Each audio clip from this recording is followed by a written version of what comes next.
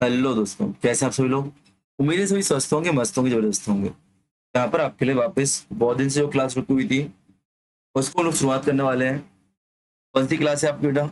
MPPSC assistant professor के लिए paper उनके लिए क्लासेस हैं। जो आज का टॉपिक है आपका एमपी के भूगोल यूनिट 2 में, मध्य प्रदेश का भूगोल यूनिट 2 में आपका जो टॉपिक है, आपको पता है क्या टॉपिक चल रहा है हमारा? यहाँ पे जलवायु हमने किया था क्या? जलवायु किया था। आज का जो टॉपिक है आपका मध्य प्रदेश के वन, प्रदेश के वन एवं वनोपज, मतलब मध्य प्रदेश में कौन से वन कहाँ पाए जाते हैं और कौन सा जिला किस चीज के लिए फेमस है, वो यहाँ पे देखने वाले हैं। साथ साथ इतना याद रखना, इस बात को आपको याद रखना है। यहाँ पे एक टॉपिक रह गया था आपका छोटा सा, उसको मैं कवर करा दूं। मध्य प्रदेश में वर्षा का वितरण, तो आप शुरुआत पहले यहाँ से करेंगे। मध्य प्रदेश में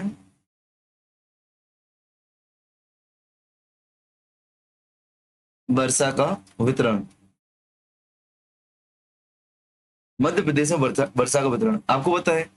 एमपी में जो वर्षा होती है बेटा आपकी, दोनों मानसूनों से होती है। दक्षिण पूर्व मानसून और दक्षिण पश्चिम मानसून दोनों से होती है। और जैसे हम लोग उत्तर की तरफ जाते हैं, उत्तर की तरफ जाते हैं तो वर्षा की मात्रा क्या, साउथ से नॉर्थ की ओर जाते हैं तो वर्षा की मात्रा बढ़ती है कम होती है बेटा? वर्षा की मात्रा कम होती जाती है। इस बात को आपको रखना है। और जैसे हम लोग पूर्व से पश्चिम की ओर जाएंगे, पूर्व से पश्चिम की ओर, तो यहाँ पे अधिक मिलेगी आपको और यहाँ पे आपको कम मिलेगी। इस बात को आपको रखना है। मैंने क्या बोला?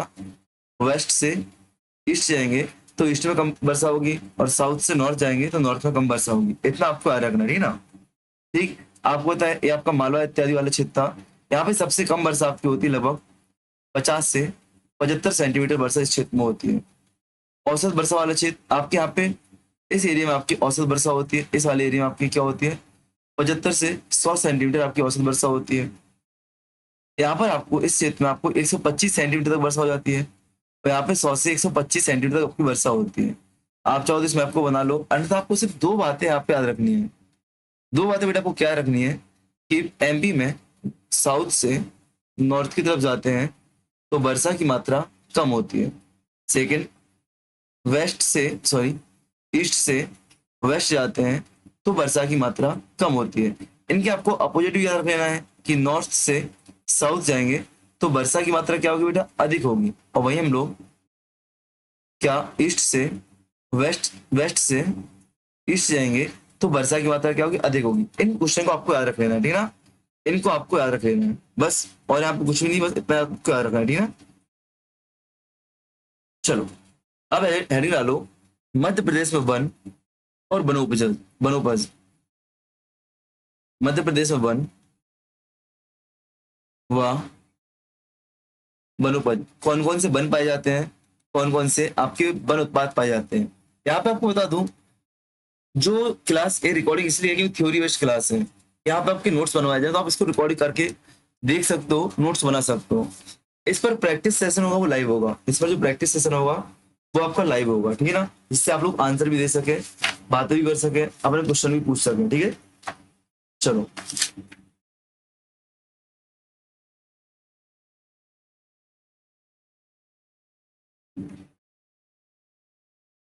एक मिनट रुकना, मैंने खोलू है तो मैं दो तीन बुक साथ में लेके बैठता हूँ, इससे आपको अच्छे से अच्छा नोट्स दे सकूँ, अच्छे से अच्छा कंटेंट दे सकूँ। नाले अपने मध्य प्रदेश में वनोपज,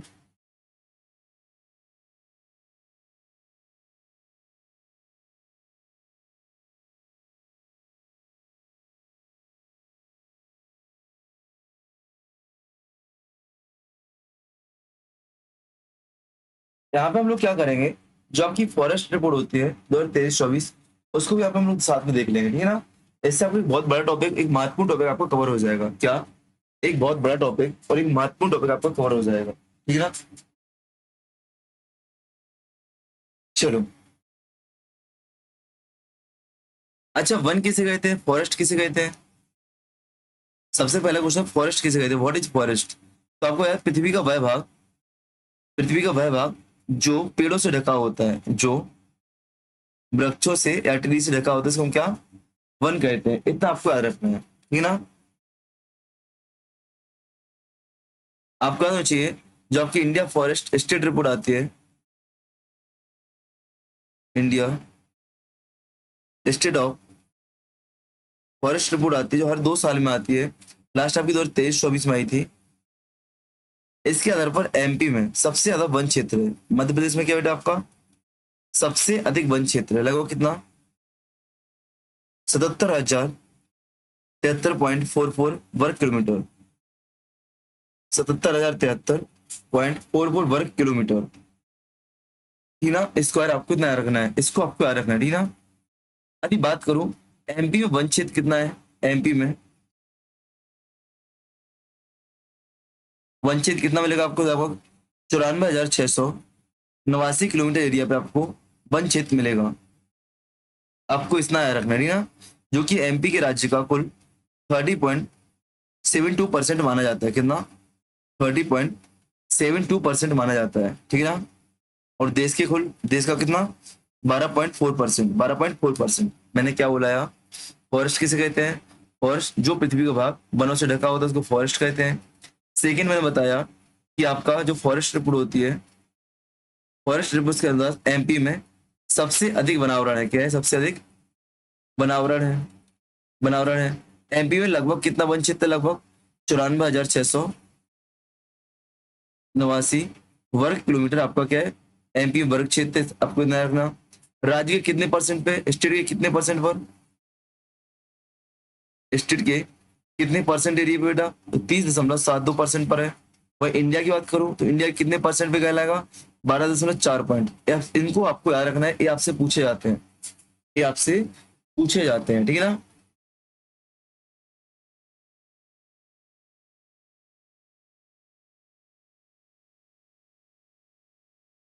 ठीक, अब आते हैं वनों का विवरण। किस बात है बेटा, वनों का वर्गीकरण। वनों का वर्गीकरण ये आपके लिए महत्वपूर्ण है, क्योंकि वर्गीकरण से क्वेश्चन नहीं पूछा जाएगा। वर्गीकरण के अंतर्गत जो आपकी विशेषता है उनसे क्वेश्चन पूछा जाता है, बट आपको करना तो पूरा याद है। वनों के वर्गीकरण की बात करते हैं, पहले भौगोलिक आधार पर।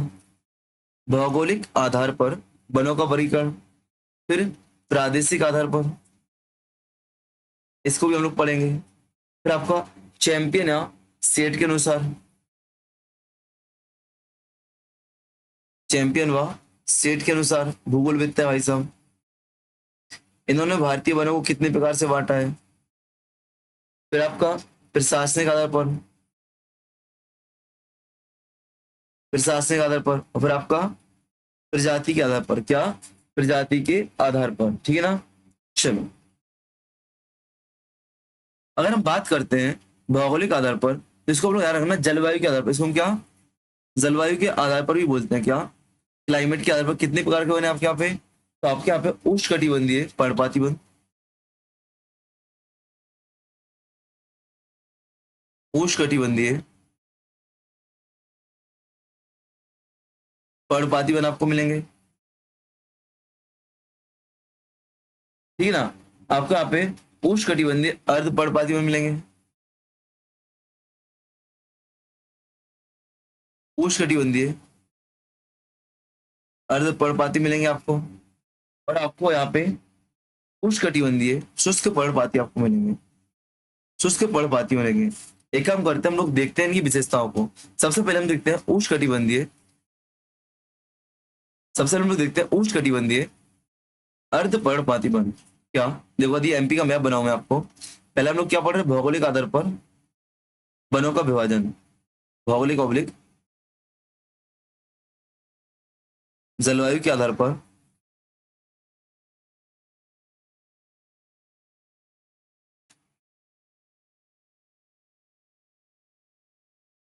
वनों का विभाजन, ठीक है ना।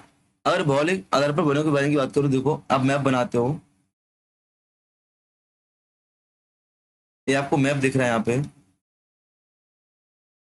ये मैप दिख रहा है यहाँ पे। देखो आपके लिए इस क्षेत्र पर आपको उत्तरी भाग में आपको क्या शुष्क कटीले वन यहाँ पे मिलेंगे। क्या मिलेंगे आपको, शुष्क कटीले वन मिलेंगे। जो वन इत्यादि आपके पानी की मात्रा पर डिपेंड करते हैं, ठीक है ना। आपको एमपी के मध्य भाग की बात करूं अगर मैं, पश्चिम से पूर्वी तरफ, उत्तर से दक्षिण की तरफ, तब उष्णकटिबंधीय पर्णपाती वन, क्या पर्णपाती वन आपको देखने को मिलेंगे। यही बात करूं मैं आपको, यहाँ पे आपको अर्ध पर्णपाती वन देखने को मिलेंगे। इस बात को आपको करना, एमपी में 3 प्रकार के वन मिलते हैं भौगोलिक आधार पर, ठीक है ना। अगर मैं बात करूं आपसे, जो आपके उष्णकटिबंधीय अर्धपर्णपाती वन है, इनकी विशेषता क्या है, तो यार रखना, वर्ष में एक बार अपनी पत्तियां जो लीव्स होते हैं एक बार गिरा देती हैं, वर्ष में एक बार अपनी लीव्स को क्या कर देती है, गिरा देती है, ठीक है ना। ये कहाँ पाए जाते हैं, जहां पर आपकी 100 से लेकर 125 सेंटीमीटर 150 सेंटीमीटर तक आपकी वर्षा होती है। इसको लिखते चल रहे हैं, यहीं पे लिखते चलना, अलग से आपको परेशानी होना है। कहाँ पर मुख्यतः, तो पूर्वी सतपुड़ा और आपके बघेलखंड क्षेत्र में, यहाँ पे पूर्वी सतपुड़ा व आपके बघेलखंड क्षेत्र में पाए जाते हैं। यहाँ पे आपको पता है लाल पीली मृदा कौन सी, यहाँ पे रेड एलो सॉइल आपकी पाई जाती है, रेड एंड एलो सॉइल आपकी पाई जाती है। साथ ही साथ यहाँ पे कौन कौन से वृक्ष महत्वपूर्ण है, तो साल हो गया, साल हो गया, महुआ हो गया, जामुन हो गया, बांस हो गया, यहाँ की प्रमुख पेड़ है, क्या है, प्रमुख वृक्ष है। इस बात को आपको याद रखना है, इस बात को आपको याद रखना है, ठीक है ना।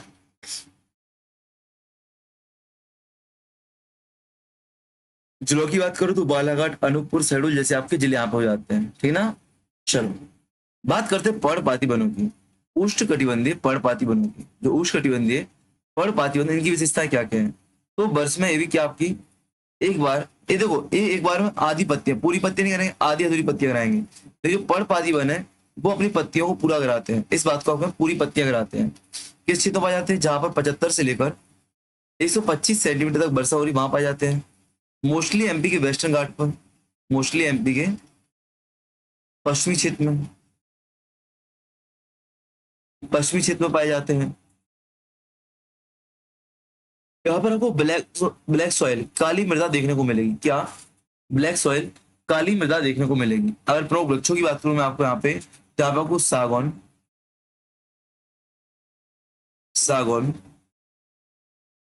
शीशम, नीम व पीपल जैसे आपको वृक्ष देखने को मिलेंगे। वहीं मैं बात करूं शुष्क कटीले वन, शुष्क कटीले वनों की, तो बेटा कहाँ पे, ये आपके सामान्यतः क्या, ये आपके झाड़ीदार होंगे,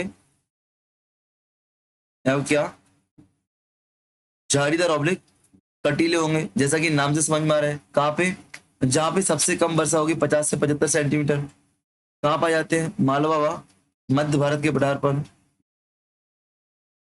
मध्य भारत के पठार पर पाए जाते हैं। यहाँ पे सॉइल कौन सी पाई जाएगी बेटा, सॉइल आपकी एलुवियल सॉइल, जलोढ़ मृदा आपकी पाई जाती है, एलुवियल सॉइल, जलोढ़ मृदा आपकी पाई जाती है। वृक्षों की बात करूं मैं यहाँ पे आपसे, तो रखना बबूल, खैर, पलास और आंवला जैसे वृक्ष आपके सामने पाए जाते हैं, ठीक है ना। ये हमने देखा भौगोलिक आधार पर एमपी के वनों को कितने प्रकार से बांटते हैं, क्या, भौगोलिक आधार पर एमपी के वनों को कितने प्रकार से बांटते हैं, इसको हमने देख लिया, ठीक है ना। अब आ जाओ आपका दूसरा रहेगा प्रादेशिक आधार पर, क्या, प्रादेशिक आधार पर विभाजन।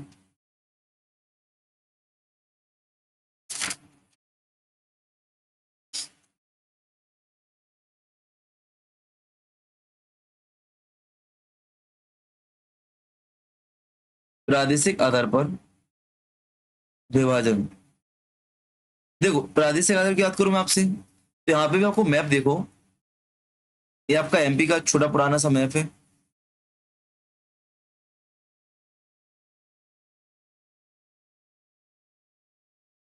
ये आपका एमपी का मैप दिख रहा है आपको, ठीक है ना। ये आपको आपका एमपी का मैप दिख रहा है। यहाँ पे क्या आपकी बेटा, सतपुड़ा रेंज आपकी यहाँ पे है। यहाँ पे आपको विंध्य पर्वत श्रृंखला आपको मिलेगी, विंध्य पर्वत श्रेणी मिलेगी आपको, है कि नहीं, क्या, विंध्य पर्वत श्रेणी मिलेगी आपको, ठीक है। तो किन किन, देखो तो यहाँ पे सबसे पहले जो डिवाइड करते हैं हम लोग चार प्रकार से, इसमें क्या, चार प्रकार से डिवाइड करते हैं। जैसे कि आपको सबसे पहले मिलेगा सतपुड़ा मैकल वन पेटी, जो आपकी ये वाली वन पेटी है, ये वाली कौन सी बेटा,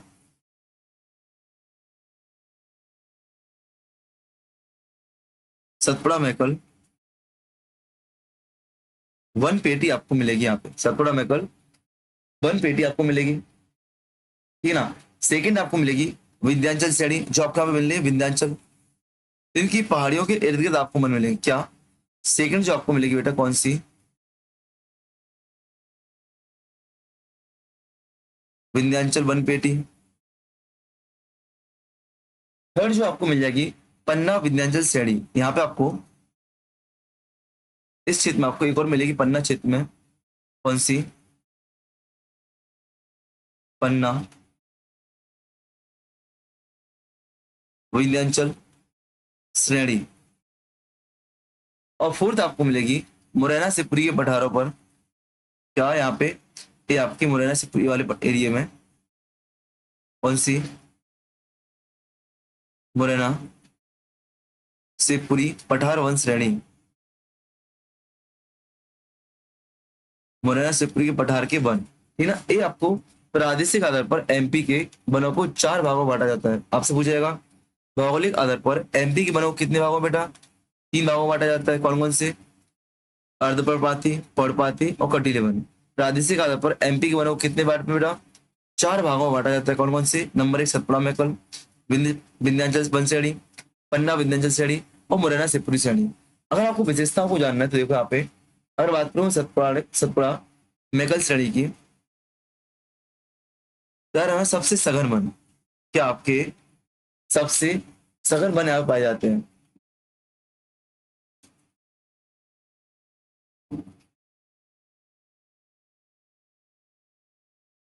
सर्वाधिक विस्तृत हुआ सघन वन आपके पाए, डेस्ट फॉरेस्ट आपके पाए जाते हैं, ठीक है ना। ठीक।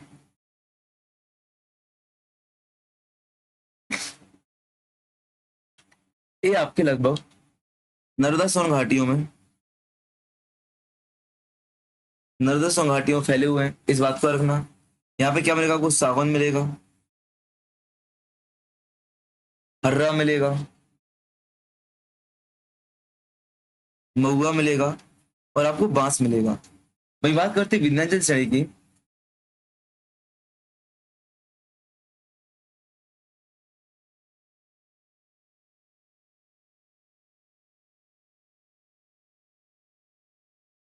अगर मैं बात करूं इस श्रेणी की, तो इसमें आपको याद रखना क्या, पश्चिम से पूर्व की ओर बढ़ने पर, क्या पश्चिम से पश्चिम से पूर्व की ओर बढ़ने पर वनों में सघनता बढ़ती है। पश्चिम से पूर्व की ओर बढ़ने पर क्या होता है? वनों में सघनता बढ़ती है। मतलब पश्चिम में आपके विरले वन मिलेंगे और पूर्व में आपको बहुत डेंस मिलेंगे, बहुत घनत्व वाले मिलेंगे, बहुत ज्यादा सघन मिलेंगे आपको, ठीक है ना। ध्यान रखना इसी पेटी में आपको क्या, रायसेन सिलवानी, इसमें क्या आपको रायसेन सिलवानी वन पेटी आपको इसमें मिल जाएगी। रायसेन सिलवानी वन क्षेत्र आपको यहाँ पे मिल जाएगा। वही पन्ना की बात करते हैं। अच्छा, यहाँ पे क्या मिलने वाला आपको? तेंदुपत्ता और शीशम आपको मिलने वाला। क्या? तेंदुपत्ता व शीशम आपको यहाँ पे मिलने वाला है। तेंदुपत्ता व शीशम आपको यहाँ पे मिलने वाला है। पन्ना विंध्याचल श्रेणी की बात करते हैं तो सागर, दमोह, बिजावर पहाड़ी इत्यादि इत्यादि क्षेत्र में फैला हुआ है, ठीक है ना। यह एक विरल वन क्षेत्र, क्या आपका विरल वन क्षेत्र, यहाँ पे सघन वन आपको नहीं मिलेंगे, ठीक है ना। इसकी बात करते हैं हम लोग, यहाँ पे आपको कटीले वन मिलेंगे। क्या मिलेंगे? कटीले वन इत्यादि आपको मिलेंगे, ठीक है ना। चलो, तो यार रखना आपको जो सीधा यार रखना क्या, कि प्रादेशिक आधार पर एमपी के वनों को कितने भागों में बांटा जाता है? 4 भाग। कितने? 4 भागों में बांटा जाता है। कितने बेटा? 4 भागों में बांटा जाता है। अब बात करते हैं चैंपियन और स्टेट के अनुसार। ये चैंपियन और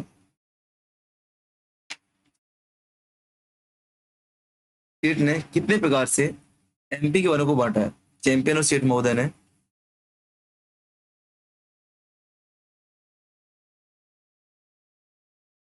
चैंपियन व स्टेट महोदय ने वनों को कितने प्रकार से डिवाइड किया है? एमपी के वनों को, ठीक है ना। देखो आप एमपी बनाओ, यहाँ पे अब भी मैप बनने लग गया होगा ना। एक बात आपने देख ली होगी कि मैप प्रॉपर नहीं बनाना चाहिए, कैसे ही बन जाए बनाना चाहिए बस। यानी आपको लाइन टू लाइन कॉपी करना नहीं, कैसे ही बना बस मैप जस्ट देखना चाहिए। इन्होंने एमपी के वनों को क्या रखना, इन्होंने एमपी के वनों को 4 भागों में डिवाइड किया है। इन्होंने एमपी के वनों को 4 पार्ट्स में, कितने पार्ट्स में? सबसे पहले क्या, 4 भागों में डिवाइड किया है। एमपी को वनों के आधार पर कितने बेटा? 4 भागों में डिवाइड किया है। सबसे पहले आपको यही याद रखना है, ठीक है ना।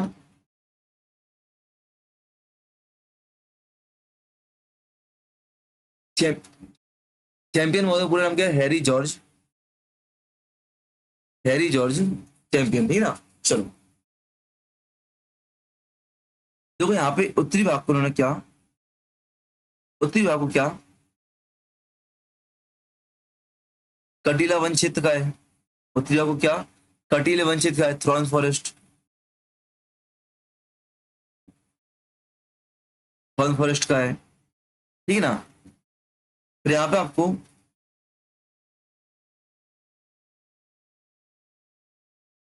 इस क्षेत्र में आपको इन्होंने उष्णकटिबंधीय आर्द्र पर्णपाती, उष्णकटिबंधीय आर्द्र पर्णपाती वन कहा है, उष्णकटिबंधीय आर्द्र पर्णपाती वन कहा है यहाँ पे। और यहाँ पे आपको उष्णकटिबंधीय शुष्क वन मिलेंगे, यहाँ पे आपको मध्य भाग में, एमपी की मध्य भाग में आपको उष्णकटिबंधीय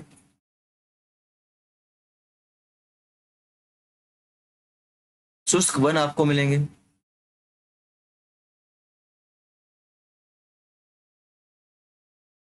और याद रखना विभिन्न पहाड़ी स्थलों पर, विभिन्न पहाड़ी स्थलों पर इन्होंने क्या बोला है, उपाद्र पर्वतीय वन, उपाद्र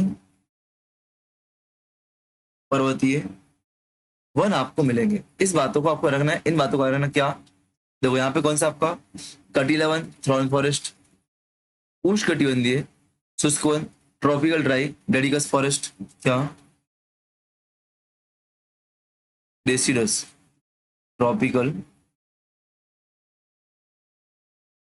ड्राई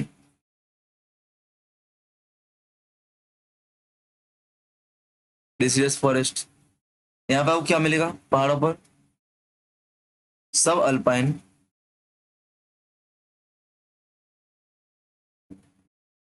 माउंटेन फॉरेस्ट, सब अपलाइन, सब अल्पाइन माउंटेन फॉरेस्ट आपको मिलेगा, ठीक है ना।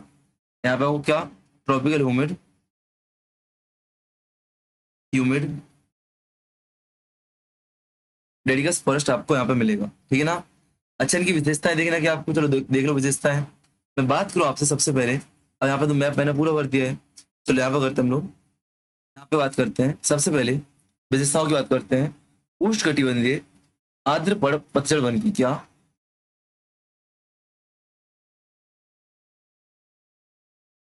उष्णकटिबंधीय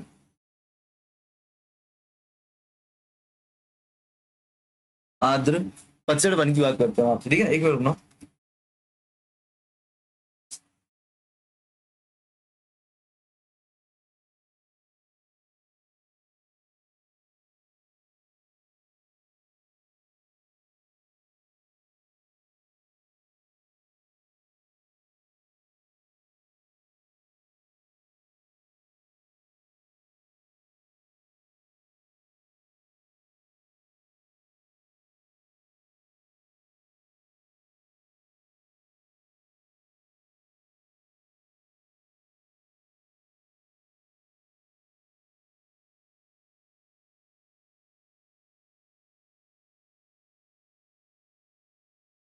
ठीक है ना। उष्णकटिबंधीय आद्य पतझड़ वन, अभी क्या बहुत दिनों बाद लिखना, तो राइटिंग ना बहुत ज्यादा गंदी वाली आ रही है, बट कोई दिक्कत नहीं, आपको पता है, आप झेल लेते हो।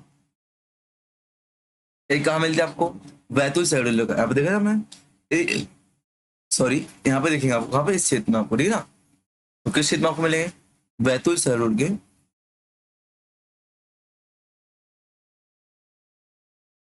सहडोल के साउथ में, साउथ लाइन पर आपको मिलेंगे, ठीक है ना। बालाघाट हो गया, छिंदवाड़ा आपका हो गया, सिवनी आपका हो गया, जबलपुर आपका हो गया, मंडला आपका हो गया, ये सारे जिले आपका पे मिल जाएंगे। इसके भी तीन उपवर्ग डिवाइड किए हैं, इसके भी तीन उपवर्ग डिवाइड किए उन्होंने, क्या, एक अल्प आर्द्र वन, अल्प आर्द्र वन, एक आपका आर्द्र मिश्रित वन। आवाज वगैरह तो क्लियर है ना, हेलो, आवाज वगैरह आ रही है कि नहीं आ रही है? हाँ आ रही है, आवाज तो आ रही है, चलो। आपको लगता होगा क्या रिकॉर्डिंग क्लास में आवाज चेक करते हैं, इसलिए करते हैं, मैं सुनता हूँ क्योंकि साथ में वन, आर्द्र, द्वीपीय, साल वन। ठीक है ना। ये आपको बहुत सारे वन यहाँ पे मिलते हैं, ये क्या आपको बहुत सारे वन यहाँ पे मिलते हैं, इन बातों का रखना। ठीक है ना। याद रखना ये जो वन है, ये जो वन है आपके थोड़े समय के लिए साल में पत्तियां गिरा देते हैं, थोड़े समय के लिए साल में पत्तियां गिराते हैं। ठीक है ना। ये कहाँ पे मोस्टली वहां पाया जा रहा है जहाँ पे आपको 120 सेंटीमीटर से अधिक वर्षा आपकी हो रही है। जो हमने देखा साउथ ईस्ट का क्षेत्र देखा, वहां पे आपकी इतनी वर्षा होती भी है। ठीक है ना। वहां पे इतनी वर्षा आपकी होती भी है। ठीक है ना। चलो, सेकंड जो आपका है बेटा, सेकंड आपका है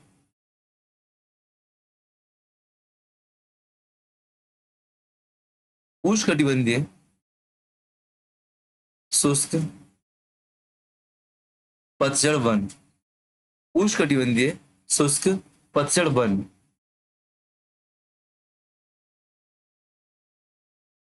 ठीक है ना।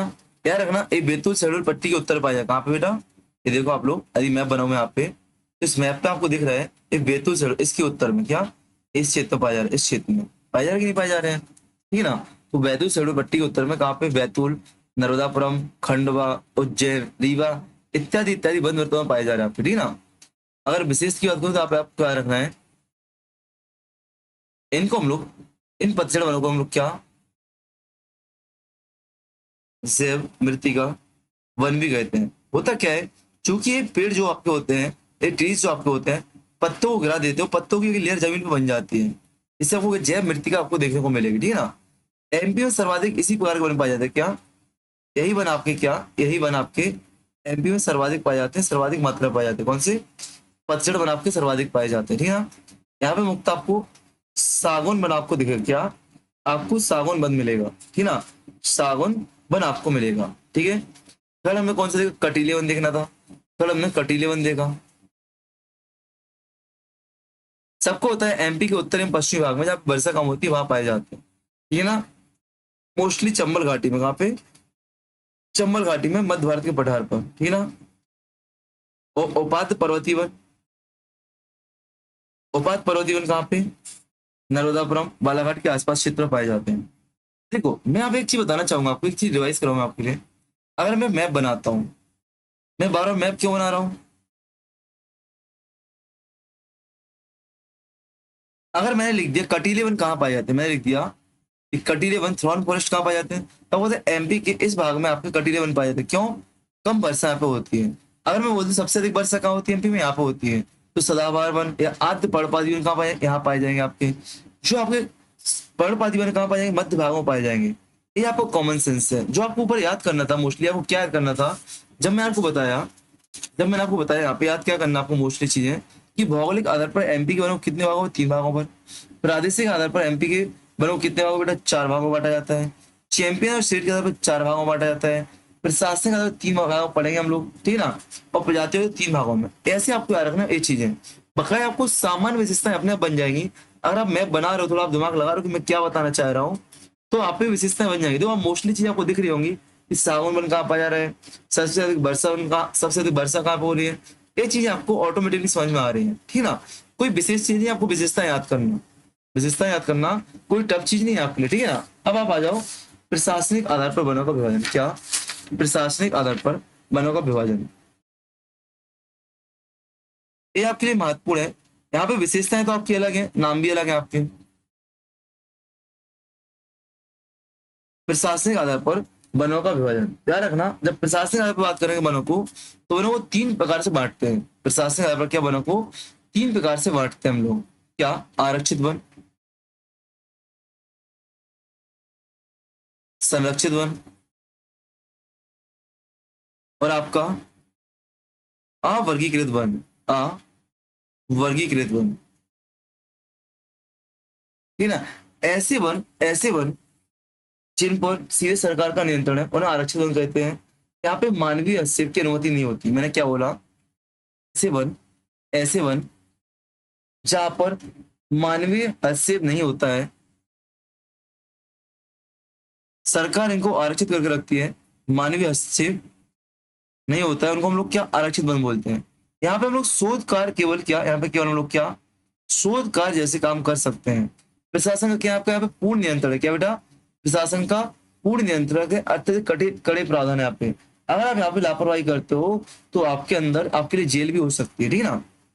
संरक्षित वनों की बात करूं, संरक्षित वनों की बात करूं तो कुछ स्थिति में क्या, कुछ विभिन्न स्थितियों में यहाँ पे मानवीय हस्तक्षेप फैला हुआ है। मतलब हम लोग यहाँ पे काम कर सकते हैं, कैसे काम हो, जैसे पशुपालन कर रहे हैं हम लोग तो चारा गाय के रूप में इसका प्रयोग कर सकते हैं, ठीक है ना। जलाऊ लकड़ी एकत्र करने के लिए, अच्छा जलाऊ लकड़ी क्या होती है, जलाऊ लकड़ी यार हमें कभी पेड़ों से काट नहीं जाती, जमीन में पड़ी रहती है, जलाऊ लकड़ी बोलते हैं एमपी में, ठीक है ना। इस बात को आपको याद रखना है। तो जलावन लकड़ी इकट्ठे करने के लिए अवर्गीकृत वन कौन से वन है बेटा, वो वन जहां पर शासन ने कोई भी वर्गीकरण नहीं किया है। यहाँ पे मानवीय गतिविधियां पूर्णतः स्वतंत्र है, मानवीय गतिविधियां क्या आपके यहाँ पे पूर्णतः स्वतंत्र, मानव यहाँ पे कुछ भी कर सकता है, मानव यहाँ पे कुछ भी कर सकता है, ठीक है ना। तो ऐसे जैसे आप लिख रहे हो आपको ऐसे लिखते चलो नीचे नीचे, आप ऐसे लिखो कि मानवीय हस्तक्षेप बहुत ज्यादा नहीं हो सकता है, शोध केवल शोधकार हो सकते हैं, मानवीय हस्तक्षेप हो सकते हैं जैसे कि चारा हो सकता है, आपका जलाऊ लकड़ी एकत्र हो सकती है, ये मानवीय हस्तक्षेप के लिए स्वतंत्र होता है।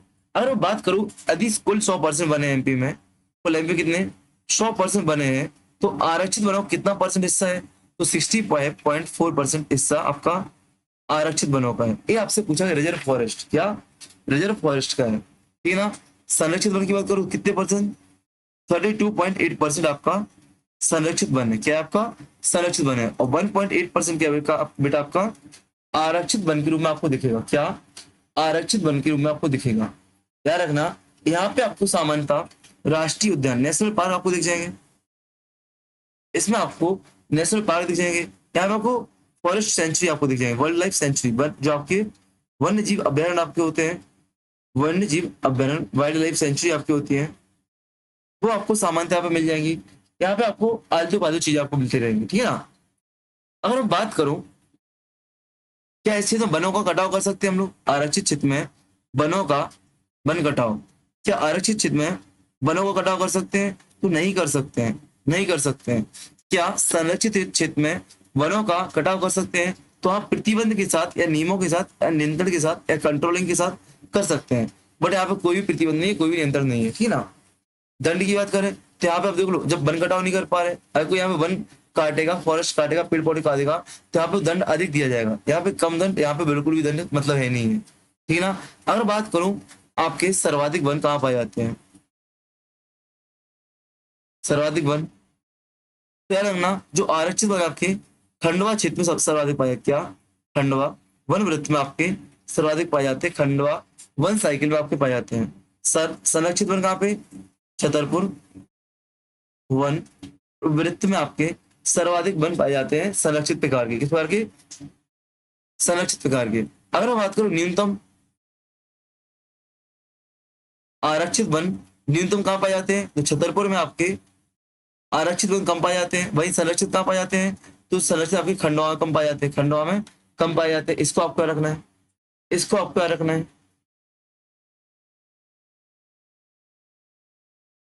ठीक है ना। याद रखना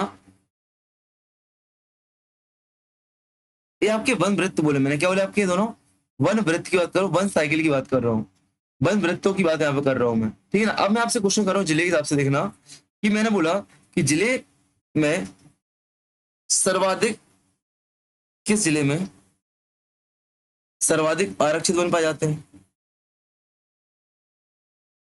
सर्वाधिक आरक्षित वन किस जिले में, तो उज्जैन में, पूरे 100% के 100%, ठीक है ना। संरक्षित वन सर्वाधिक कहाँ पाए जाते हैं, सर्वाधिक संरक्षित वन कहाँ पाए जाते हैं, तो इसको आपको रखना बेटा कहाँ पे राजगढ़ में, कहाँ पे राजगढ़ में।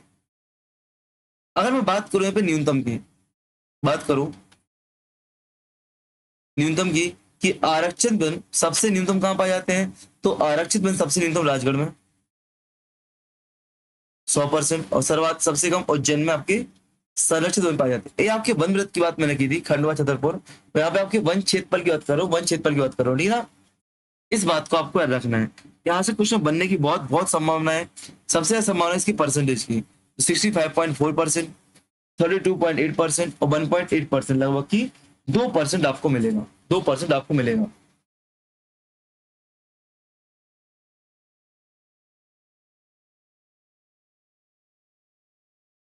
अब आ जाओ प्रजातियों के आधार पर वनों का विभाजन। क्या? प्रजातियों के आधार पर वन क्षेत्र। तो आपको पता है प्रजाति के आधार पर भी 3 प्रकार के वन। क्या?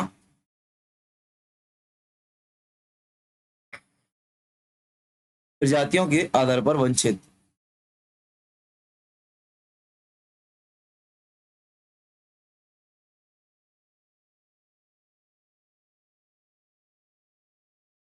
प्रजातियों के आधार पर वन क्षेत्र। तो आपको क्या रखना है, यहाँ पे सागौन वन क्षेत्र आपको मिलेगा। एमपी में सागौन वन क्षेत्र आपको मिल जाएगा, साल मिल जाएगा आपको, और आपको मिश्रित मिल जाएगा। क्या? मिश्रित वन क्षेत्र आपको मिल जाएगा।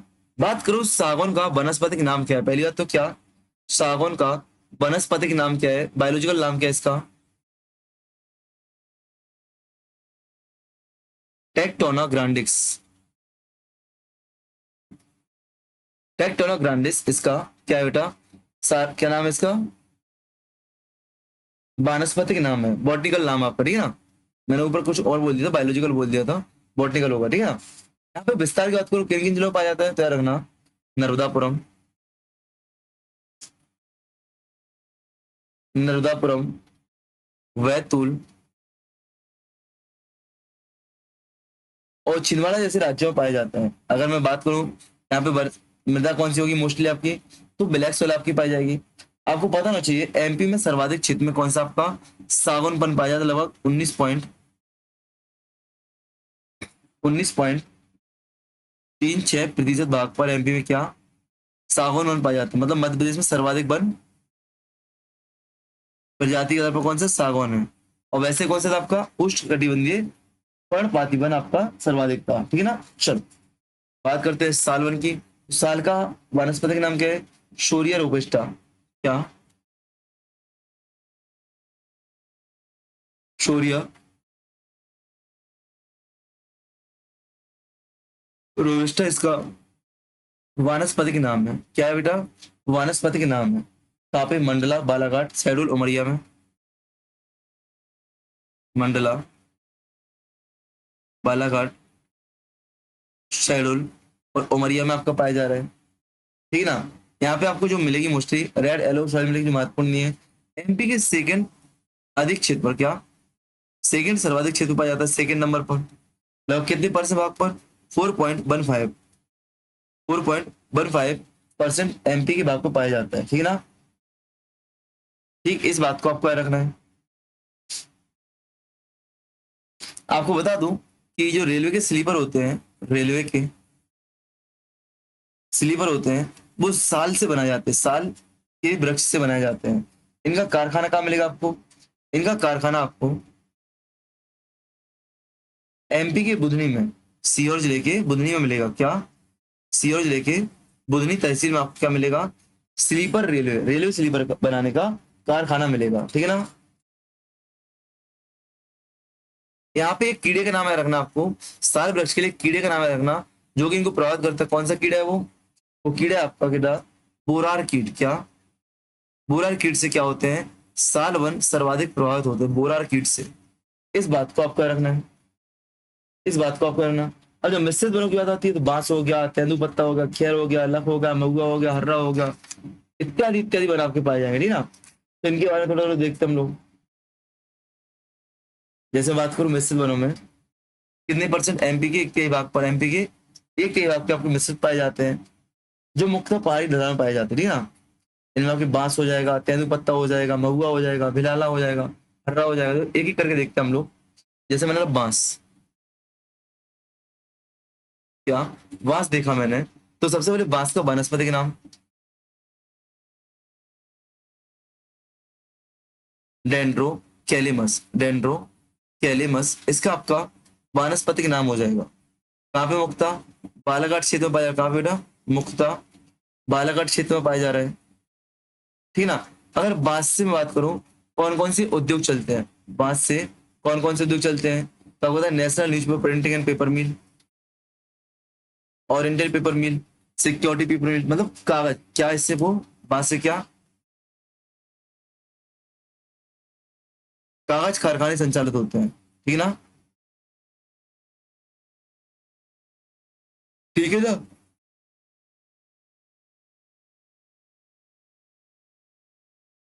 याद रखना, बांस की लगभग 54 प्रजातियों का रोपण किया गया था, बांस की लगभग 54 प्रजाति का रोपण किया गया था, कहाँ पे किया गया था, भोपाल की एक तहसील है, भोपाल की एक तहसील है, कौन सी तहसील है बेटा, लाहौरपुरा तहसील,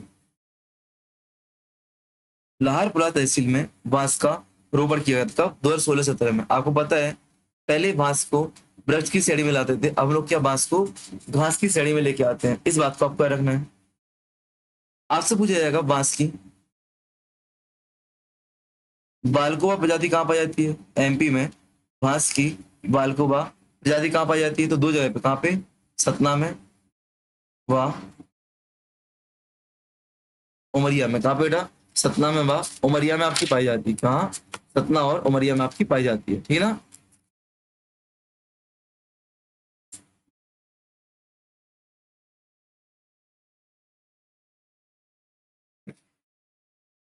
ठीक है, आपको पूछा जाएगा बांस ट्रीटमेंट प्लांट कहाँ पे बेटा, क्या, बांस ट्रीटमेंट प्लांट कहाँ पे है, तो बांस ट्रीटमेंट मिला आपको कहाँ पे, सतना में, कहाँ पे बेटा, सतना में देखने को मिलेगा, सतना में देखने को मिलेगा, ठीक है ना।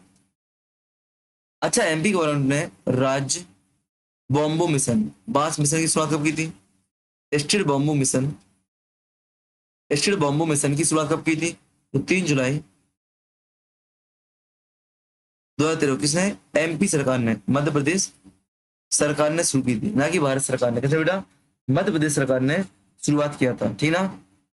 अगर मैं आपसे पूछूं बांस शिल्प विकास बोर्ड का गठन कब हुआ था, बांस शिल्प विकास बोर्ड का गठन कब हुआ था,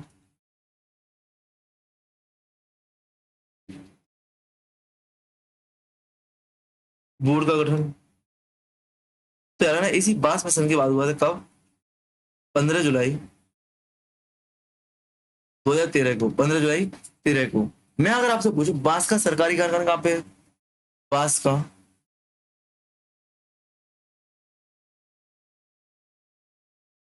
सरकारी कारखाना, बांस का सरकारी कारखाना कहाँ पे है, तो नवलखा इंदौर, कहाँ पे है?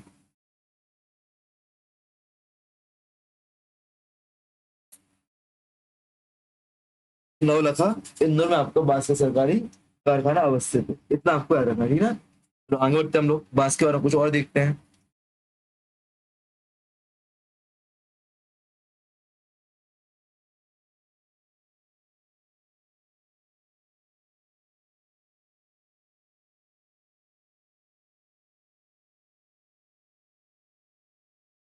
चलो आगे बढ़े, बांस के बाद आ जाओ तेंदुपत्ता पर, किस पर, बांस के बाद आ जाओ बेटा तेंदुपत्ता पर, किस पर, तेंदुपत्ता पर।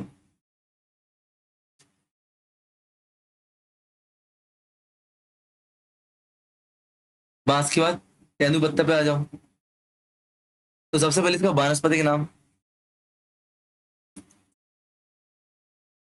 इसका वानस्पतिक नाम क्या है बेटा, इसका डायो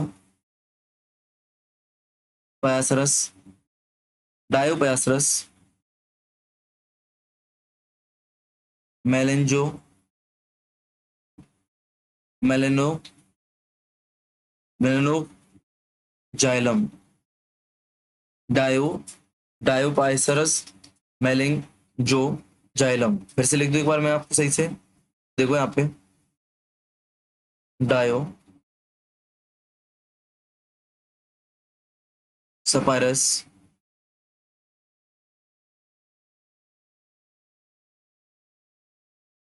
मेलिंग, जो, जाइलम, इसका क्या है वनस्पतिक नाम है। कहाँ मिलेगा बेटा आपको, एमपी में सागर, जबलपुर, उमरिया क्षेत्र में, मोस्टली कहाँ पे, सागर, जबलपुर, उमरिया रीजन में आपको मिलेगा। जो तेंदुपत्ता का यूज होता है किसके लिए होता है बेटा, बीड़ी बनाना, किसमें, बीड़ी, बीड़ी पीते हो ना, पटेल छाप बीड़ी, लट्ठे छाप बीड़ी, बीड़ी बनाने में तेंदुपत्ता का प्रयोग किया जाता है, बीड़ी बनाने में तेंदुपत्ता का प्रयोग किया जाता है। इस बात को आपको याद रखना है। याद रखना एमपी में एमपी का भारत में तेंदुपत्ता उत्पादन में कौन सा स्थान, प्रथम स्थान है। तो याद रखना तेंदुपत्ता के प्रोडक्शन में एमपी की रैंक कितनी है बेटा, फर्स्ट रैंक है। तेंदुपत्ता प्रोडक्शन में एमपी की कितनी रैंक है बेटा, फर्स्ट रैंक आपको देखने को मिलेगी, फर्स्ट रैंक आपको देखने को मिलेगी, ठीक है ना। लगभग 60% आपका एमपी में होता है, पूरे भारत का 60% तेंदुपत्ता आपका एमपी में होता है। इसलिए आपको पता है एमपी को क्या, एमपी को तेंदुपत्ता राज्य भी कहते हैं, एमपी को हम लोग तेंदुपत्ता राज्य भी कहते हैं। इस बात को आपको याद रखना है।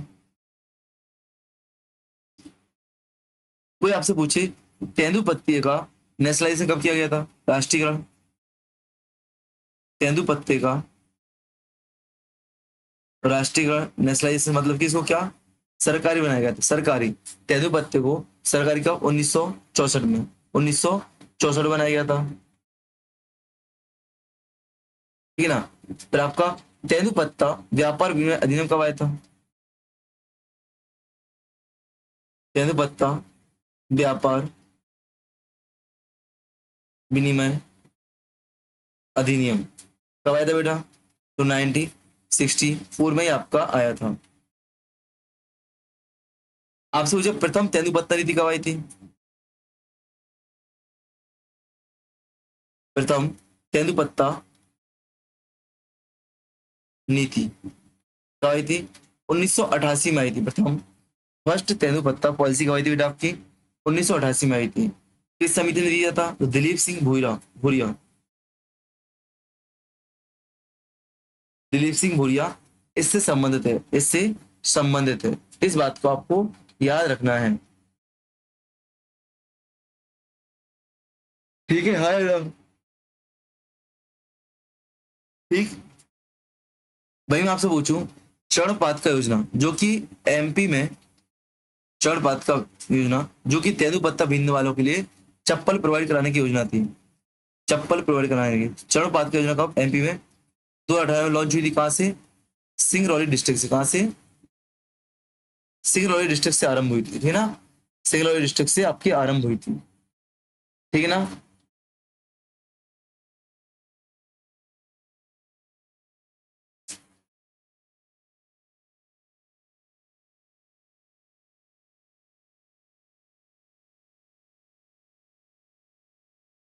यार रखना अगर आपसे पूछे कि तेंदुपत्ता का एक बोरा है, बेटा ऐसे क्वेश्चन पूछता है एमपी, तेंदुपत्ता का एक बोरा है उसमें कितने पत्ते होते हैं, तो उसमें टोटल 50,000, कितने, टोटल 50,000 पत्ते होते हैं।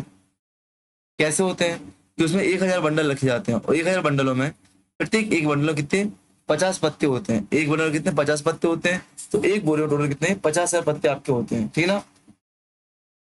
आपका तेंदुपत्ता खत्म हुआ। अब आ जाओ खैर,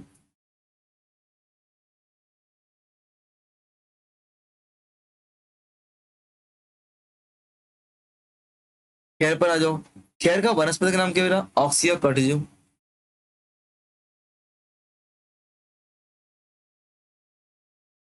ऑक्सिया कर्टिजम इसका वानस्पतिक नाम है। कहाँ पे, मुरैना शिवपुरी क्षेत्र मिलेगा आपको,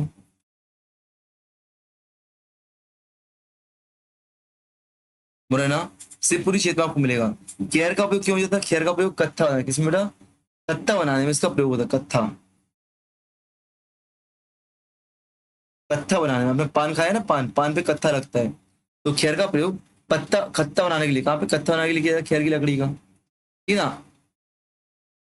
ठीक, आपको होता है एमपी में दो जगह पर, एमपी में दो जगह पे आपके कत्था बनाने के कारखाना, कहाँ पे, एक तो शिवपुरी में, दूसरा बामनौर में। अच्छा बामनौर किस जिले में आता है, तो यार मुरैना, कहाँ पे, मुरैना जिले में आपका आता है, ठीक है ना। तो दो जगह पे आपके क्या कत्था बनाने का कारखाना है, ठीक है ना। इस बात को आपको याद रखना है।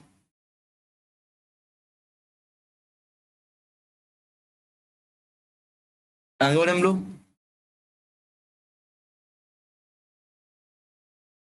आज लाख पर, लाख,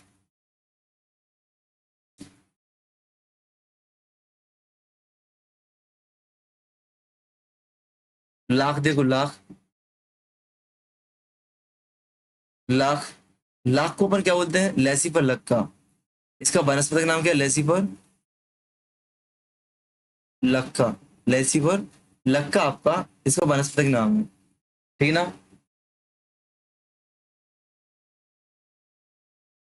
अच्छा, लाख के जो कीट होते हैं, लाख के कीट कहाँ पाए जाते हैं? लाख के जो कीट होते हैं कहाँ पाए जाते हैं बेटा? बेर पर, पलाश पर, और कुसुम के वृक्षों पर पाए जाते हैं। कुसुम के वृक्षों पर पाए जाते हैं, वृक्षों पर पाए जाते हैं। आपसे पूछेगा लाख का सरकारी कारखाना कहाँ पे है? लाख का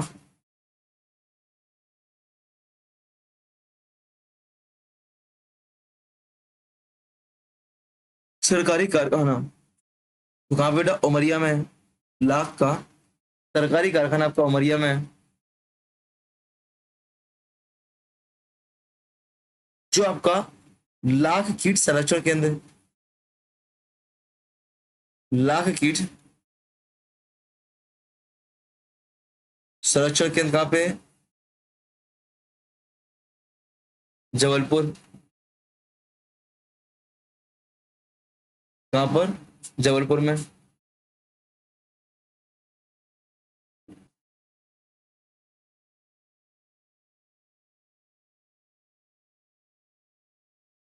यहाँ पे लाख के बारे में क्या होगा? पूछेगा लाख संरक्षण केंद्र, लाख कीट संरक्षण कहाँ कहाँ पे बेटा आपका?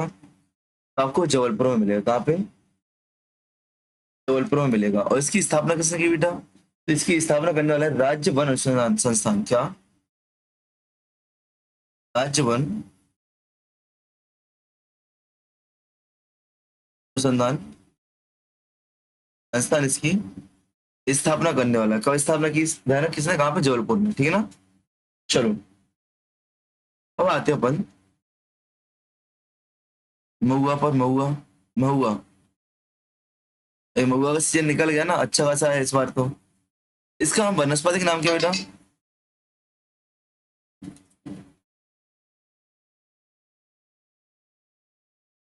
इसका वनस्पतिक नाम क्या बेटा? मधु का।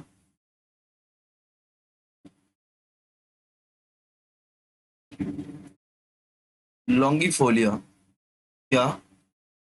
मधु का लॉन्गिफोलिया। एरिया कौन सा है झाबुआ?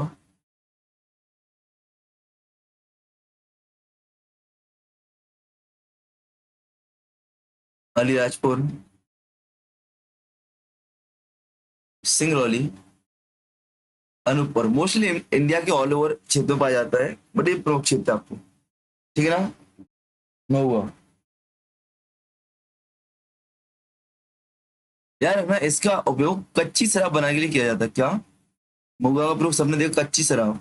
कच्ची शराब को क्या बोलते हैं? गपई बोलते हैं। क्या बोलते हैं? गपई। तो इसका प्रयोग गपई बनाने के लिए किया जाता है, कच्ची शराब बनाने के लिए किया जाता है, ठीक है?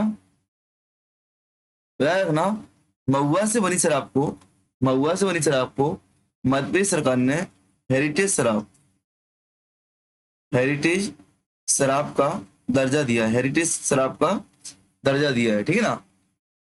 ठीक कब? 19 अप्रैल, 19 अप्रैल 2023, 19 अप्रैल 2023 को किस अधिनियम के माध्यम से? तो मध्य प्रदेश हेरिटेज मदरा नियम के माध्यम से। मध्य प्रदेश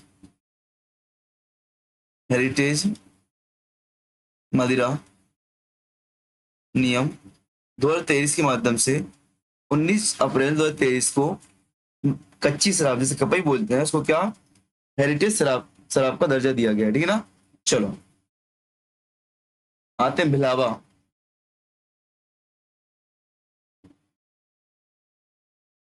भिलावा, तो इसका वानस्पतिक नाम क्या बेटा? पहले तो इसको भिलावा भी बोलते हैं, इसको भिलाला भी बोलते हैं, इसको भिलमा भी बोलते हैं, भिलमा, भिलमा। इसका वानस्पतिक नाम क्या है?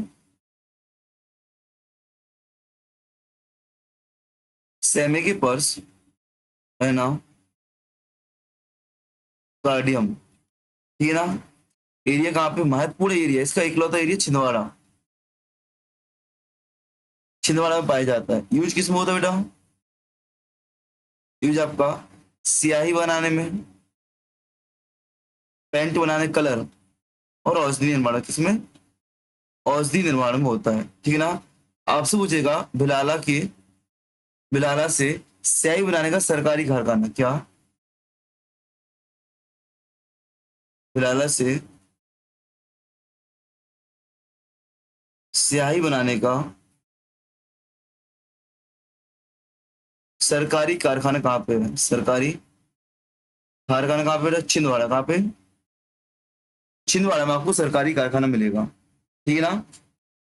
चलो बात करते हैं त्रिफला की। किसकी वजह? त्रिफला की। त्रिफला की बात करेंगे तो त्रिफला त्रिफला तीन चीज आपकी मिलाई जाती है क्या? हर्रा, बहेड़ा और आंवला।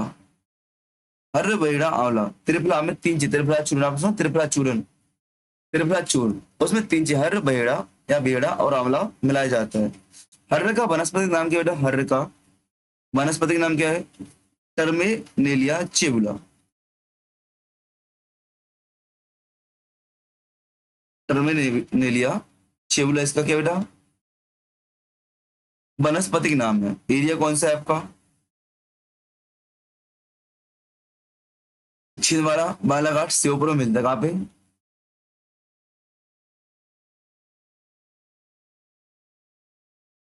छिंदवाड़ा में, बालाघाट में, श्योपुर में, अलग अलग एरिया आपके यहाँ पे, ठीक है ना। इस उद्योग में चर्म शोधन उद्योग में काम आता है, और औषधि निर्माण में, चर्म शोधन और वह औषधि निर्माण का काम आता है, ठीक ना। बेड़ा कहाँ मिलेगा आपको? बहेड़ा, बहेड़ा आपको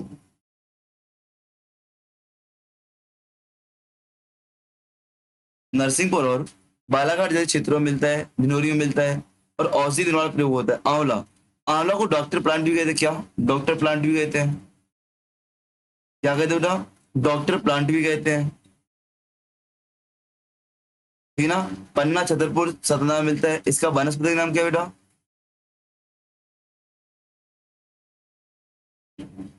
फिलिथेंस एम्बेलिका, इसका वनस्पतिक नाम है, ठीक है ना। याद रखना, पन्ना को हम लोग आंवला जिले के नाम से जानते हैं क्या? पन्ना को आंवला जिले के नाम से जानते हैं। किस नाम से? आंवला जिले के नाम से जानते हैं, ठीक है ना। आंवला जिले के नाम से जानते हैं।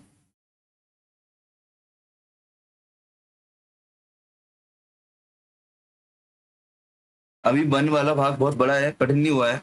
इसी क्लास में हम लोग करेंगे, इसी क्लास में हम लोग करेंगे, भाग मत जाना, ठीक है ना।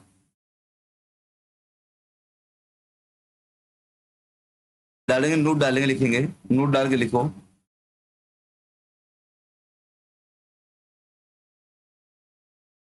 शहीद कोई पुरस्कार दिए जाते हैं क्या? वन क्षेत्र से संबंधित पुरस्कार, क्या लिखो? वन क्षेत्र से संबंधित पुरस्कार। नंबर एक, शहीद अमृता देवी,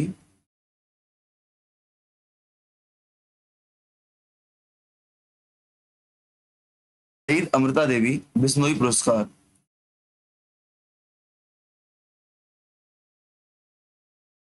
कब से दिया जा रहा है? तो 2008 से दिया जा रहा है। कब से? 2008 से दिया जाता है। इसमें क्या दिया जाता है बेटा? क्यों? वन एवं वन्य जीवों संरक्षण के, वन एवं वन्य जीव के, फॉरेस्ट एवं वाइल्ड लाइफ के संरक्षण के लिए दिया जाता है। इसमें 1 लाख रुपए राशि याद रखना, 1 लाख की राशि दी जाती है, 1 लाख की राशि दी जाती है। दूसरा, वन्य प्राणी पुरस्कार। कब से? 2008 से दिया जा रहा है वन्य प्राणी पुरस्कार। कब से? 2008 से दिया जा रहा है। किसको दिया था बेटा? याद रखना, शासकीय कर्मचारियों व अधिकारियों को, शासकीय अधिकारी व कर्मचारियों को दिया जाता है, ठीक है ना। थर्ड याद रखना, बसामन मामा वन, वनवा वन्य जीव संरक्षण पुरस्कार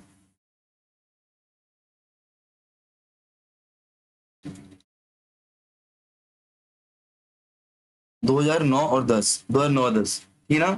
दो श्रेणियों में दिया जाता है, एक तो विंध्य क्षेत्र हेतु, एक तो विंध्य क्षेत्र में आपकी रक्षा हेतु दिया जाता है वन्य जीवों की, वनों की, और दूसरा आपको राज्य स्तर पे, दूसरा आपको राज्य स्तर पे क्या, बसावन मामला वन्य जीव संरक्षण पुरस्कार।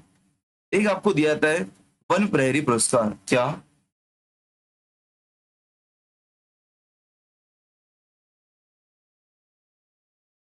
वन प्रहरी पुरस्कार क्यों, वनों में आग की रोकथाम के हेतु, वनों में आग की रोकथाम हेतु, साथ साथ अवैध कटाई रोकने के लिए, अवैध कटाई रोकने के लिए दिया जाता है, ठीक ना। ठीक। अच्छा, क्या वनों को संरक्षण करने के लिए प्रयास भी किए जा रहे हैं, क्या भारत में वनों को संरक्षित करने के प्रयास किए जा रहे हैं? तो बिल्कुल किए जा रहे हैं, जैसे आप देखोगे, हेडिंग डालो, वनों को संरक्षण करने हेतु प्रयास, वनों को, वनों के संरक्षण, प्रोटेक्शन, संरक्षण हेतु प्रयास कौन कौन से किए गए हैं? देखेंगे आप यहाँ पे, नंबर एक, संविधानिक प्रावधान, कौन कौन से संविधानिक प्रावधान है?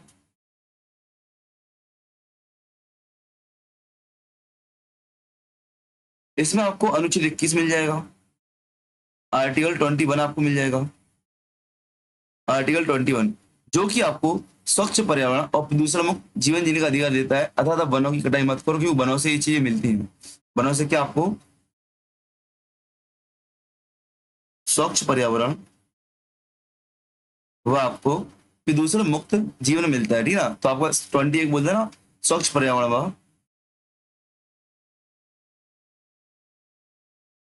प्रदूषण मुक्त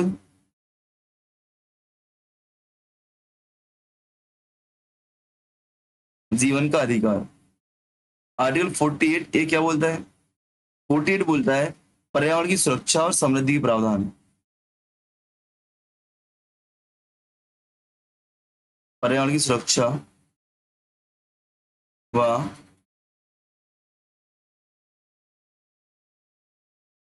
समृद्धि के प्रावधान। अनुच्छेद 51 का क्या बोलता है? वन एवं वन्य जीवों का संरक्षण, वन एवं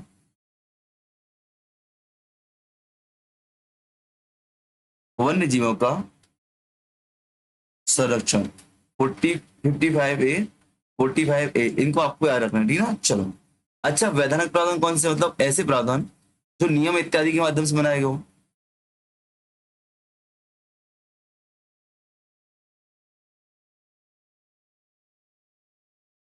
वैधानिक प्रावधान, तो इसमें याद रखना सबसे पहले भारत वन अधिनियम 1927, क्या,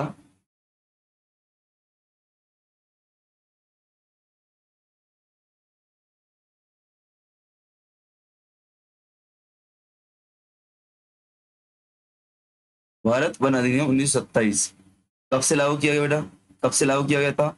एमपी में 1956 से लागू किया गया था, एमपी में 1956 से लागू हुआ। अच्छा, 1956 से क्यों लागू हुए? तो 1956 में एमपी का पुनर्गठन हुआ था, ठीक है ना।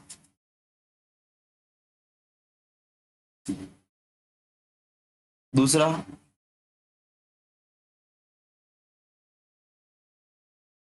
मध्य प्रदेश वन्य संरक्षण, वन्य जीव संरक्षण अधिनियम, वन्य जीव संरक्षण अधिनियम या नियम कब पारित किया गया था? 1974 में।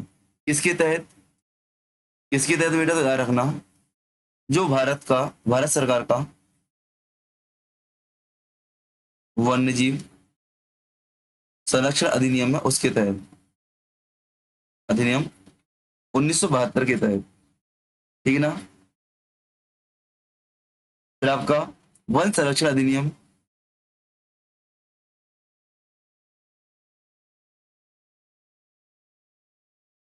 वन संरक्षण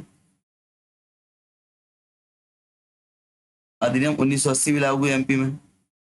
एक इसका नाम बदल दिया गया है, अब इसका नाम बदलकर 2023 का नाम बदल क्या कर दिया गया बेटा?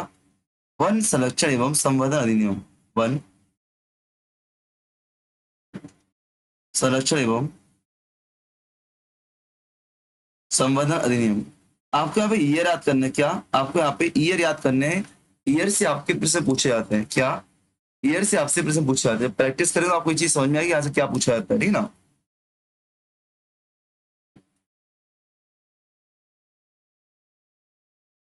राज्य तेंदुपत्ता व्यापार विनिमय अधिनियम। अभी हमने पढ़ा था कि तेंदुपत्ता का राष्ट्रीयकरण कब किया गया था। तेंदुपत्ता का राष्ट्रीयकरण 1964 में। राज्य तेंदुपत्ता व्यापार विनिमय अधिनियम 1964 लागू किया गया था। लघु वनोपज अधिनियम 1969 याद करना आपको। ईयर आपको करना है, ठीक है, ईयर आपको याद करना है। भारतीय जैव विविधता अधिनियम, बायोडाइवर्सिटी अधिनियम, भारतीय जैव विविधता अधिनियम कब चालू किया गया बेटा।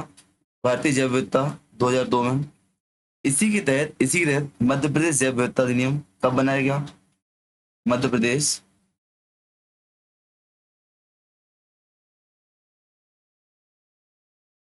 जैव विविधता अधिनियम कब बनाया गया। 2004 में बनाया गया। मध्य प्रदेश जैव विविधता बोर्ड, इसके तहत क्या, इसी के तहत एमपी वाले के तहत क्या, मध्य प्रदेश जैव विविधता बोर्ड बनाया गया। कब बनाया गया, कराना 2005 में। कहाँ पर बेटा, भोपाल में। कहाँ पर, भोपाल में बनाया गया। कहाँ पे, भोपाल में बनाया गया, ठीक है ना, याद रखना। ठीक है ना, इन बातों को आपको याद रखना है, भूल नहीं जाना है, ठीक है। अगर बात करूं मैं, क्या योजनागत प्रावधान भी किए गए हैं वनों के संरक्षण हेतु मध्य प्रदेश में। क्या योजनागत प्रावधान भी है, तो योजनागत भी है। पुरस्कार मैं आपको पहले बता चुका हूं, है कि नहीं, योजनागत प्रावधान। तो नंबर एक, सामाजिक वानिकी योजना। सामाजिक वानिकी योजना कब आई थी, 1976 में। डेट आपको याद रखना है बेटा, ईयर, एमपी में ईयर आपको याद रखना है, ठीक ना। अच्छा, कैसे, क्या काम था इसका, इसका काम था निजी भूमि पर वृक्षारोपण बनाना। क्या, निजी भूमि पर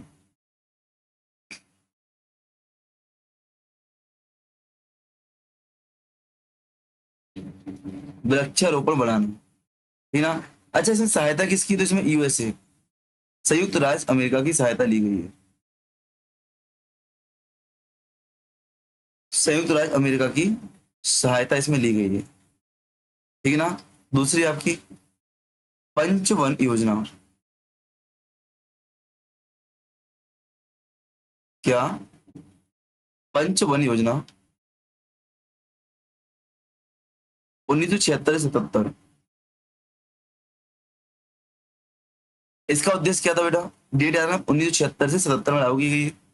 76 से 77 में इसका उद्देश्य क्या था, कि वैसे जिले का पता लगाना जहां पर 33% से वंचित कम हो,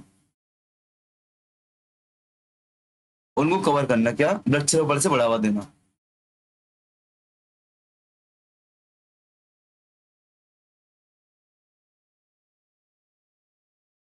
मैंने क्या बोला, पंचवन योजना में क्या था, कि उन जिलों का पता लगाना है जहाँ पे 33% से कम वंचित थे, फिर क्या करना, वृक्षारोपण के माध्यम से उनको कवरेज देना और 33% से अधिक करना, ठीक है ना। इसी में आपकी आएगी अंकुर योजना।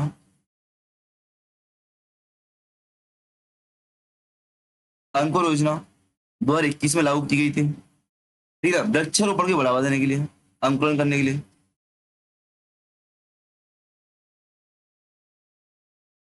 वृक्षारोपण को बढ़ावा देने के लिए। फिर इसी में आ गई आपको देवारण्य योजना।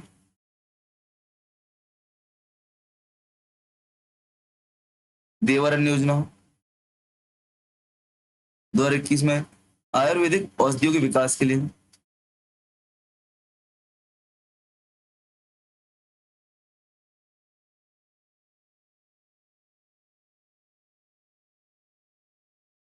आयुर्वेदिक औषधियों के विकास के लिए देवरन योजना। फिर आपका चरण पादुका योजना 2018।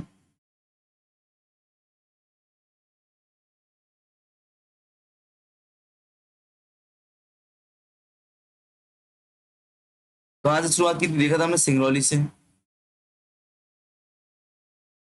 सिंगरौली से आरंभ थी, किस लिए? जो तेंदुपत्ता संग्रह करता है, तेंदुपत्ता संग्राहकों के लिए क्या? चप्पल इत्यादि देना, जूते चप्पल देना, क्या? जूते चप्पल देना, ठीक ना। एक और आपकी योजना महत्वपूर्ण यहाँ पे, दीनदयाल वनांचल योजना। दीनदयाल वनांचल योजना 2016, ठीक ना। सुदूरवन क्षेत्रों में क्या? वृक्षारोपण करने के लिए, वृक्षारोपण करने के लिए, ठीक ना। याद रखना,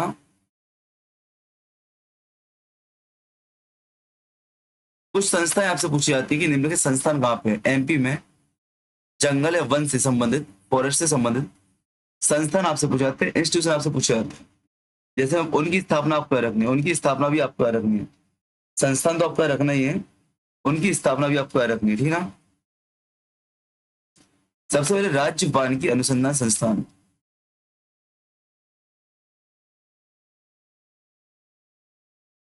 और राज्य वानिकी रिसर्च इंस्टीट्यूशन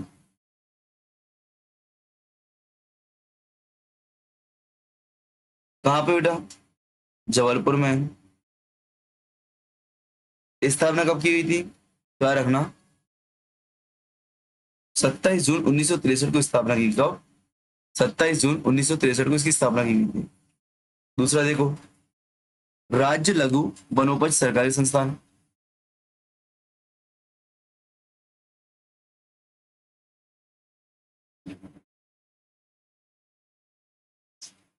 राज्य लघु वनोपज सहकारी संस्थान,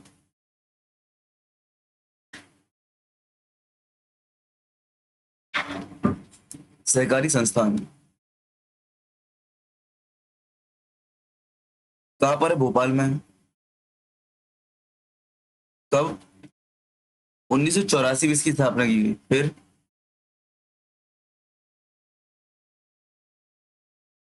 मध्य प्रदेश बांस मिशन बोर्ड कहाँ पे? भोपाल में है। 2013 में इसकी स्थापना की गई है। फिर आपका बांस ट्रीटमेंट प्लांट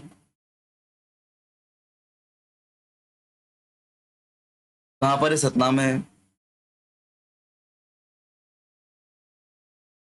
भारतीय वन प्रबंधन संस्थान कहाँ पे? भोपाल में है।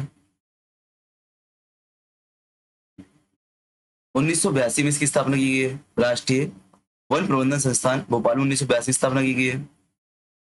आपसे पूछो भारतीय वन अनुसंधान संस्थान,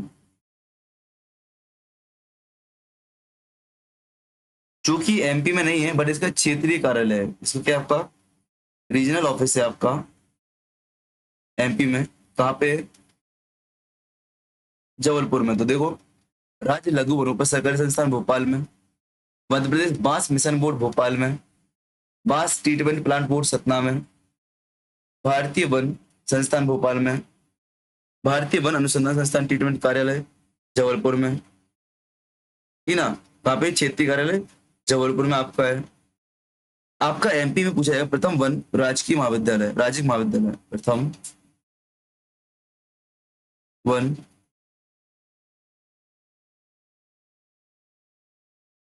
राजकीय महाविद्यालय कहाँ पर एमपी में? तो कहाँ पे बेटा? बालाघाट में। 1979 आपको याद रखना है, बालाघाट। सेकंड वन राजकीय महाविद्यालय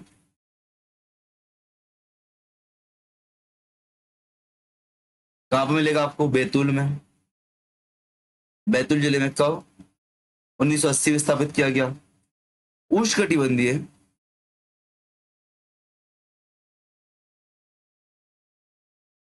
उष्णकटिबंधीय वन संस्थान, उष्णकटिबंधीय वन संस्थान कहाँ पे? जबलपुर में है। 1980 में स्थापित किया गया, 1988 में। वानिकी अनुसंधान एवं मानव विकास संस्थान, वानिकी अनुसंधान एवं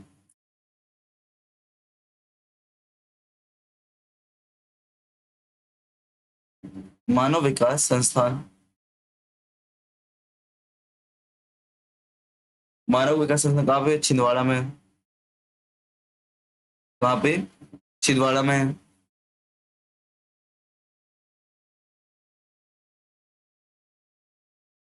संजीवनी संस्थान भोपाल में है।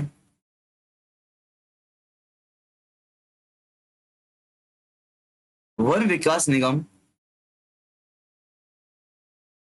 वन विकास निगम भोपाल में है। 1975 वन विकास निगम भोपाल। आपदा प्रबंधन संस्थान, क्या पूछा आपसे? एमपी में आपदा प्रबंधन संस्थान कहाँ पे? डिजास्टर मैनेजमेंट इंस्टीट्यूशन, आपदा प्रबंधन संस्थान। आपदा प्रबंधन संस्थान कहाँ बेटा आपका? भोपाल में है। 1987 से है भोपाल में।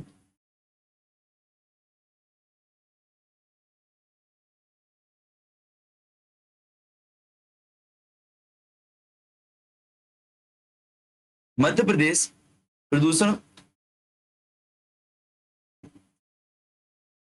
नियंत्रण बोर्ड, पॉल्यूशन कंट्रोल बोर्ड कहाँ पे? एमपी का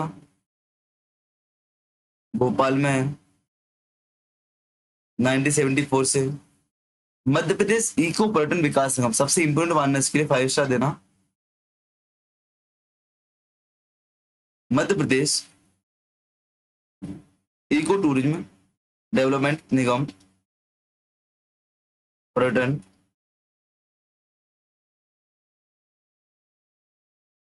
विकास निगम कहाँ पे बेटा? भोपाल में है। 2005 से। वाइल्ड लाइफ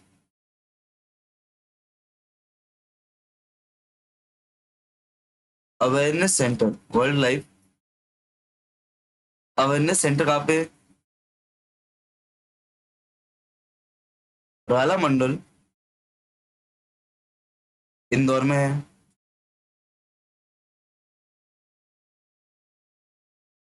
पर्यावरण नियोजन एवं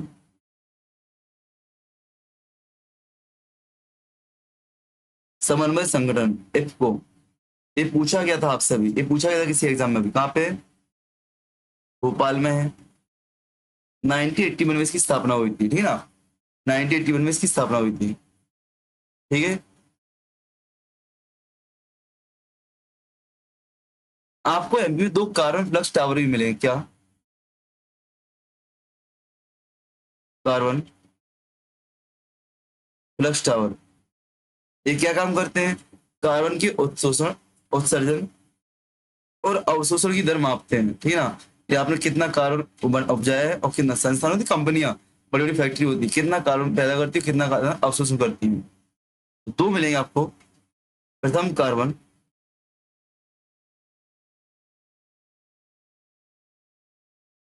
फ्लक्स टावर कहाँ? बैतूल के तावड़ी में। 2012 से, 2012 में आपको मिलेगा, स्थापना हुई थी। और सेकंड आपको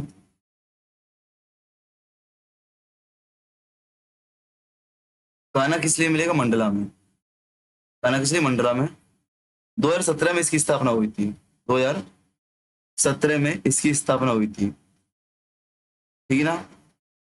चलो, कुछ महत्वपूर्ण अभियान चलाए गए थे फिलहाल में, अभी कुछ महत्वपूर्ण अभियान चलाए गए थे अभी वर्तमान सरकार द्वारा, उनको देख लो करंट अफेयर्स से। जैसे कि एक पेड़ माँ के नाम अभियान, एक पेड़ माँ के नाम अभियान कब 2024 में चलाया गया था, 2024 में चलाया गया था, ठीक ना। ठीक, और इसी का सेकेंड वर्जन 2.0 2025 में चलाया गया है, ठीक है ना। इसमें क्या, एक पेड़ को आपको लगाना है मम्मी के नाम पर। नमो फ्रूट उद्यान सागर में बनाया गया है। क्या है बेटा, ग्रामीण क्षेत्र को हरियाली देने के लिए।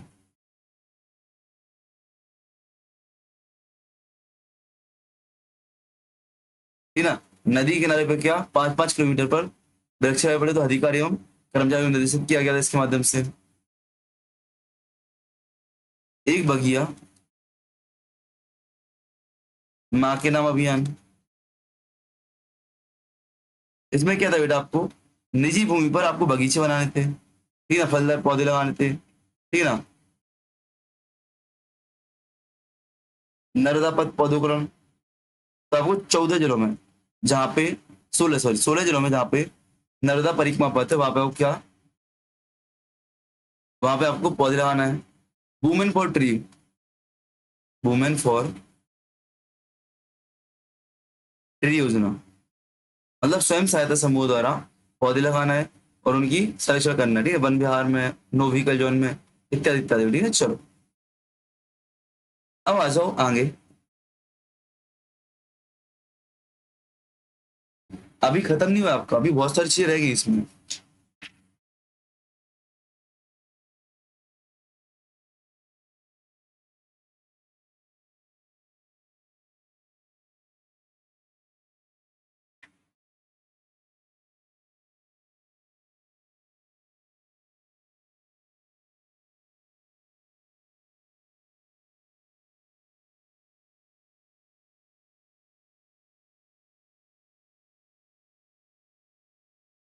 हम लोग जो ऊपर मिश्रित वन देख रहे थे, वहां पे 2-3 को और लिखो।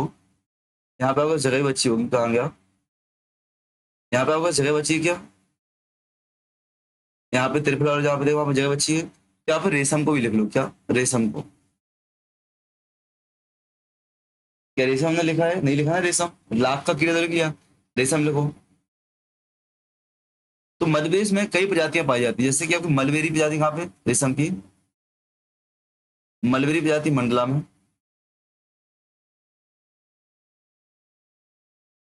टसर टसर प्रजाति आपकी बैतूल में, और एरी प्रजाति आपकी सिवनी में, क्या एरी प्रजाति आपकी सिवनी में पाई जाती है, इस बात को आपको याद रखना, ठीक है। याद रखना, शहतूत के शहतूत पर क्या होता है, आपका रेशम का कीड़ा होता है, याद रखना। सिल्क टेक पार्क उद्घाटन कहाँ किया गया है, सिल्क टेक पार्क उत्पादन, रेशम को सिल्क बोलते हैं ना, सिल्क टेक पार्क का उद्घाटन कहाँ पे किया गया, पचमढ़ी में, कहाँ पे बेटा, पचमढ़ी में बनाया गया, इस बात को आपको याद रखना, ठीक ना। एक गोंद लिख लो, एक गोंद भी अपने आप पे पाई जाती है, गोंद को लिखो। तो अपने आप पे गोंद का यूज किस में होता है बेटा, गोंद बबूल से, अचार से, कुसुम से, धवार से, सेनियल इत्यादि इत्यादि से प्राप्त की जाती है, ठीक है ना। मध्य प्रदेश से 2 प्रकार की गोंद पाई जाती है, अरेबिक गोंद, अरेबिक गोंद और कुल्लू गोंद, कुल्लू गोंद। अरेबिक गोंद का जो प्रयोग होता है बेटा खाने में, पूछा गया है किस में होता है, खाने में प्रयोग होता है, मिठाई बनाने में प्रयोग होता है। वही कुल्लू गोंद का प्रयोग किस में होता है, जो बेकरी में केक वगैरह बनाते हैं लोग, केक वगैरह, केक व पेस्ट्री उद्योग में होता है कुल्लू गोंद का, केक व पेस्ट्री उद्योग में कुल्लू गोंद का होता है, ठीक है ना। चलो sorry, excuse me, excuse me miss, किस किस किस किस से तू भाग, तू बच बच के तन रो बड़ा हौसल, मेरे को नहीं आता। चलो, जैसे हमने देखा था कि तेंदुपत्ता का राष्ट्रीयकरण कब हुआ था, 1964 में हुआ था। ऐसे कुछ और भी राष्ट्रीयकरण है, जैसे आपसे पूछूंगा काल बीज का राष्ट्रीयकरण,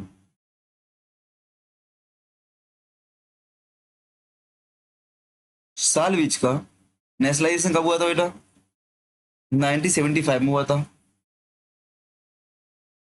सलई का राष्ट्रीयकरण, सलई का नेशनलाइजेशन 1973 में हुआ था। बांस का, बॉम्बू का नेशनलाइजेशन 1973 में हुआ था, आपको याद करना है इसको। गोंद और हर्रा का, गोंद व हर्रा का नेशनलाइजेशन 1969 में हुआ था। और तेंदुपत्ता का देख लिया था 1964 में नेशनलाइजेशन हुआ था, ठीक है ना। अच्छा, मध्य प्रदेश में कितने वन वृत्त पाए जाते हैं, क्वेश्चन है मध्य प्रदेश में कितने वन वृत्त पाए जाते हैं।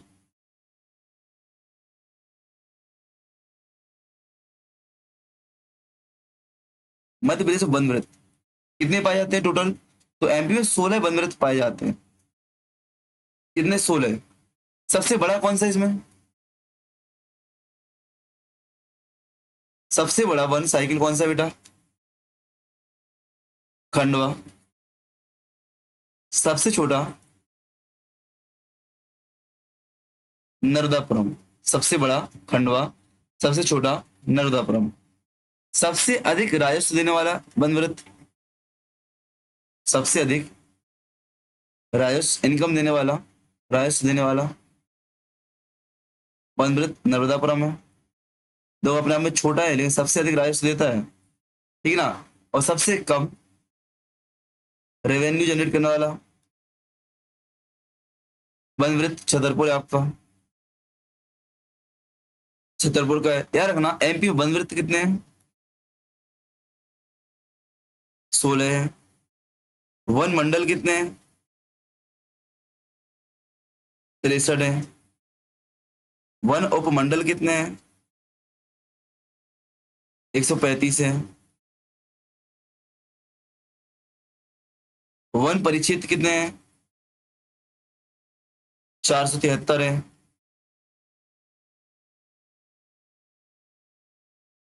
उपवन परिक्षेत्र कितने हैं, 1871 है। और वन परिसर कितने हैं, वन परिसर 82 86 है। कितने, 82 86 है। इसमें आपको तीन चीजें रखनी है, वन वृत्त, वन मंडल और आपका वन उपमंडल, एक बस तीन चीजें। 135, 16 63, 16 35 163, इन तीन चीज को आपको याद रखना है, ठीक है ना।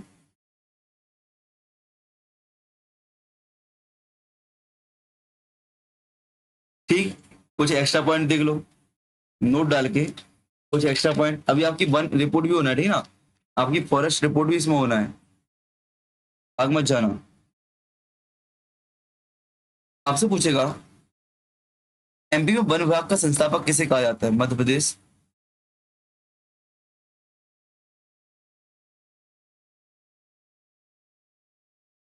वन विभाग का संस्थापक किसे बनाया जाता है, तो कर्नल, अंग्रेज अधिकारी कर्नल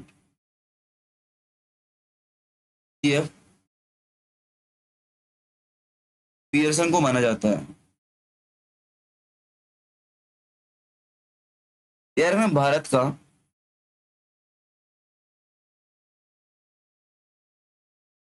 का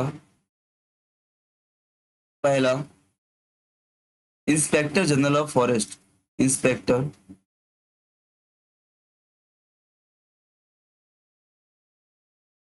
जनरल ऑफ फॉरेस्ट किसे बनाया गया, किसे बनाया गया 1863 में,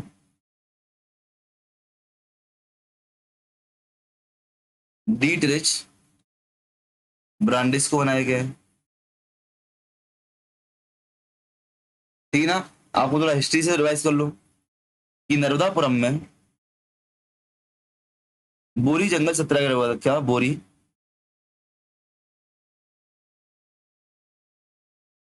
जंगल सत्याग्रह हुआ था, ठीक ना। किसने किया था, भभूत सिंह कोरकू ने किया था, ठीक है ना। जो आपकी बुक का नाम है जंगल सत्याग्रह,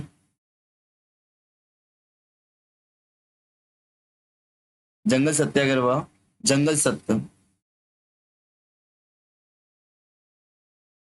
जंगल ट्रुथ, किसकी बुक से बेटा, किसकी बुक से है, तो याद रखना आपको घनश्याम सक्सेना की, किसकी,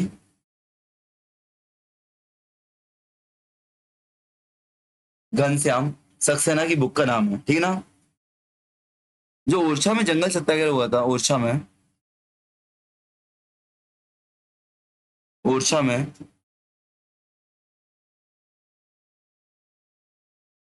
जंगल सत्याग्रह हुआ था, ओरछा में जंगल सत्याग्रह हुआ था, तो किसके नेतृत्व में? लाला राम वाजपेयी, लाला राम वाजपेयी के नेतृत्व में हुआ था, लाला राम वाजपेयी के नेतृत्व में हुआ था।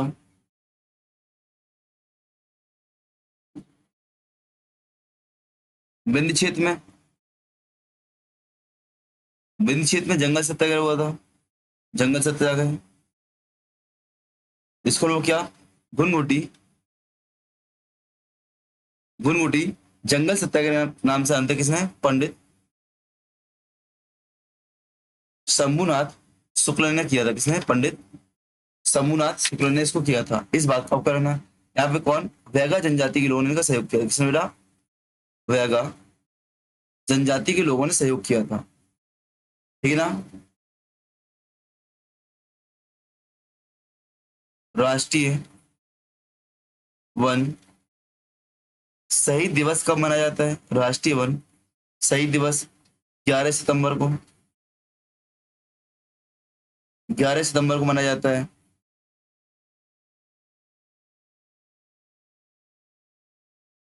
एमपी की पहली वन नीति, एमपी की पहली वन नीति 1952 में, और नई वन नीति, नई फॉरेस्ट नीति 2005 में, 2005 में प्रारंभ की गई थी। इतना आपको याद रखना एक्स्ट्रा पॉइंट में, इतना याद रखना आपको एक्स्ट्रा पॉइंट। अब सबसे महत्वपूर्ण चीज आती है वन स्थिति रिपोर्ट। क्या आती है बेटा? वन स्थिति रिपोर्ट।